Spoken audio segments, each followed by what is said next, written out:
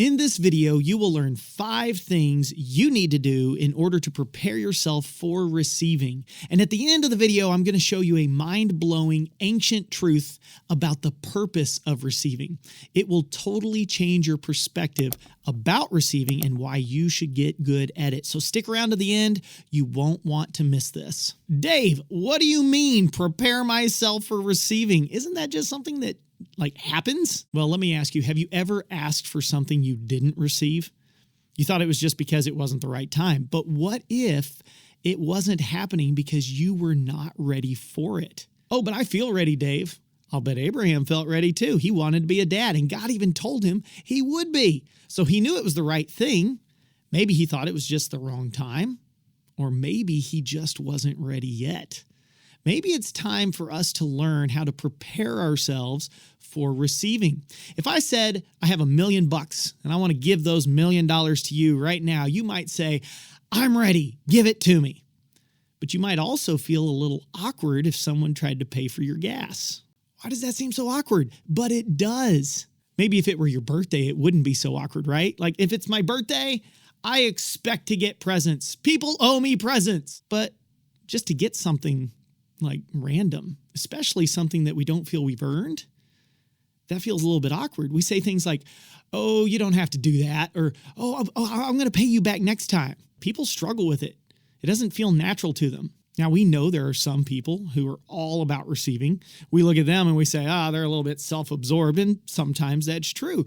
But have you ever known someone that was just really fun to give to? Someone who just showed true gratitude and overwhelming joy to receive? Okay, so how do we get ready to receive then? First, we need to work on our faith. What does that have to do with anything? Well, when it comes to receiving, faith has a big part in it. See, we say things like, I'll believe it when I see it.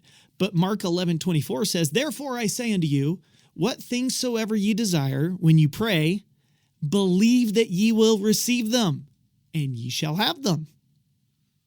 Maybe we should work on actually believing that the Lord would give to us and that we would receive good things from him. James tells us every good gift and every perfect gift is from above and cometh down from the Father of lights, with whom is no variableness, neither shadow of turning. So God will give us good things. It's just sometimes we won't believe it until we see it. The key word here is he will give every good gift, which means when someone gives you something good, it's actually coming from God. He just delivered it through them. Matthew 7 tells us, if ye then, being evil, know how to give good gifts unto your children, how much more shall your Father which is in heaven give good things to them that ask him? If you want to be ready to receive, ask God to help you with your unbelief. Don't wait until you see it to believe it. The second way to prepare yourself for receiving is to actually ask to receive. Remember what the verse said? How much more shall your Father in heaven give good things to them that ask him? But the next part of that verse says, you ask and receive not, because you ask amiss, that you may consume it upon your own lusts. Which brings us to the third way you can get ready to receive. Learn to ask in accordance to God's will. If you ask amiss for all your own reasons, it will be withheld from you.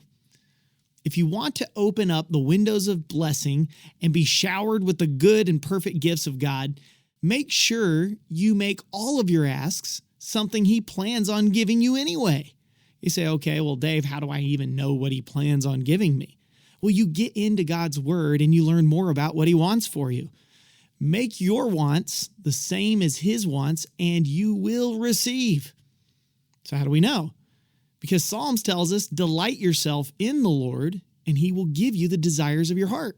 Get into his word and figure out what those desires are. A fourth way to get ready to receive is to stop thinking that you have to earn everything. That's called legalism. When someone tries to give you something and you say, I'll pay you back next time, what you're doing is you're trying to earn it. Stop that. It's just a way of saying, this is a loan, so now I will owe you. You want to earn what you are given. I get that. But even the work you do to earn the things that you get, that's a gift from God. So guess what? when you're trying so hard to make it seem like you've earned everything you have? You didn't earn the work that got you the things you got. So that was a gift from God, which means you received grace, which is undeserved favor. We say, okay, I can receive grace from God, but I am not going to receive it from man. If you want to get ready to receive, recognize that even when you're trying to earn it, you're receiving. So just go with it. A fifth way to get ready to receive is to practice thankfulness. When we say, I can't accept that, we're not practicing thankfulness. Even if you say things like, no, thank you. But Romans tells us unthankfulness is dangerous.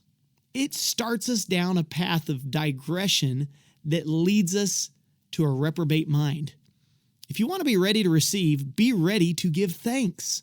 It's as simple as changing out all those awkward phrases of, oh, I couldn't, or I'll pay you back, or oh, you shouldn't have, with thank you. Thank you so much for saying that. Thank you for doing this for me. Thank you. I love this gift.